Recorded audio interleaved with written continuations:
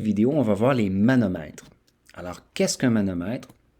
C'est un instrument qui nous sert à mesurer la pression.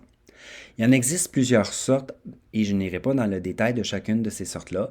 Hydrostatique, à valve, à colonne de liquide, anaéroïde et à membrane. Nous, on va s'intéresser à celui à colonne de liquide. Donc, le manomètre à colonne de liquide.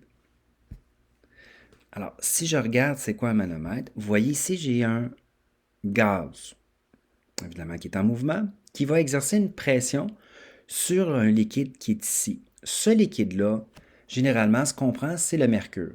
Le mercure ayant une grande densité, c'est beaucoup plus pratique. De l'autre côté, ici, l'atmosphère, elle aussi exerce une pression sur mon liquide. Donc, pression du gaz est ici. C'est la petite flèche aussi qui pousse sur le liquide. Et la petite flèche, c'est la pression de l'atmosphère. Ce qu'on peut observer dans notre dessin, c'est qu'ici, la pression de notre gaz est plus petite que la pression de l'atmosphère. Donc ici, la pression de l'atmosphère est donc plus grande que la pression du gaz. Ce qui veut dire que le gaz exerce moins de pression que l'atmosphère.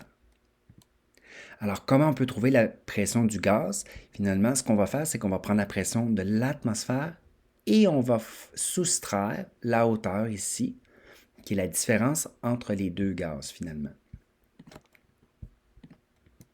Alors, la pression de l'atmosphère, dans ce cas-ci, c'est 760. C'est la pression normale, mais ça pourrait être autre chose. Moins 140, qui est ma colonne. Donc, mon gaz exerce une pression de 620 mm de Hg.